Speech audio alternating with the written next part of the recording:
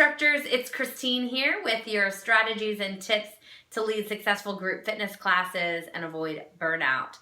I am answering a question this week having to do with memorizing choreography. Someone asked this on my YouTube channel, but I get this question asked a lot in my classes where students will just wonder how I come up with choreography and memorize it and constantly put in new choreography all the time, that I must have a really great memory. Well, some of that is true. I do have a good memory. Some of that's from dance. Growing up in dance, you have to memorize choreography in order to perform because we'd have a lot of routines going through our head and a lot of steps to memorize. But what really works for me is a strategy called music mapping, or mapping out your music. And I cover it in the teacher training programs that I created through Red Hot Dance Fitness. But I'm gonna share it with you, a little strategy, and I also have a download that you can use, a template that's part of a free program that I put out called teachdancefitness.com, that you can go to that site, www.teachdancefitness.com, and get a little bit more of what I'm talking about here, as well as the PDF template and some examples. So what I do with every piece of choreography that I create, before I actually create the choreography, I map out my music.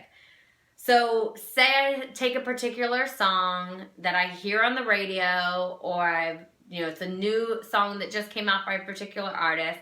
I want to listen to it, and I might listen to it about a dozen times. But before I create choreography for it, I map it out. I need to know the flow of the song.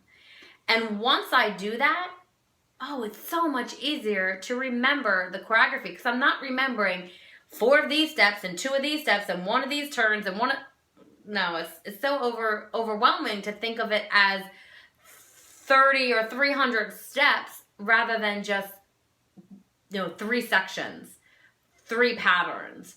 Most songs are going to flow with a verse, a chorus, and somewhere along the way there might be a bridge towards the end of the song.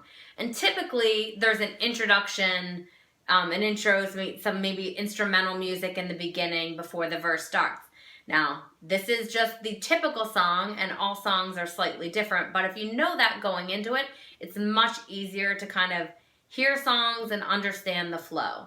So again, typically each song kind of flows in 3 sections, where it's your introduction, that's on its own, but you have the verse, and then the chorus, and then the verse and the chorus, and then usually there's a bridge, and then finally a chorus. And like I said, all songs are slightly different.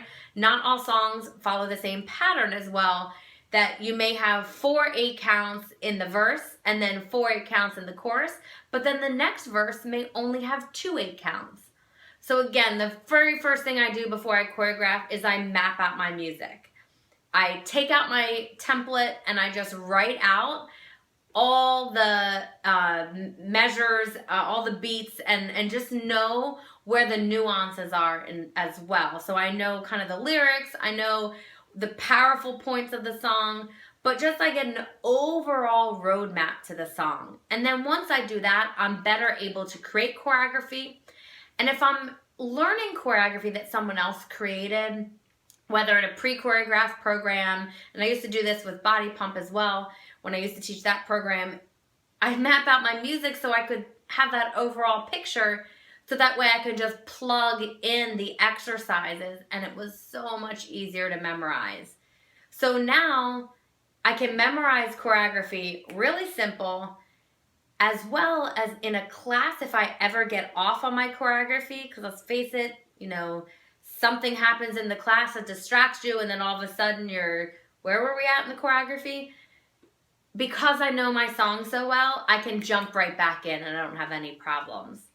So try mapping out your music. I'm going to guarantee that it's going to help you memorize choreography better, and it's going to help you whether you create choreography or just memorizing it from someone else. It's just going to help you so much more in this process. So if you want to get more on this topic, if you want the template that I use, go to www.teachdancefitness.com and you can download that for free and get a little bit more training on what I was talking about here for free. And if you think this video was helpful, give it a thumbs up, share it with a fellow instructor that struggles with creating or memorizing their choreography or even creating choreography. This should help them. And I'll see you in the next video.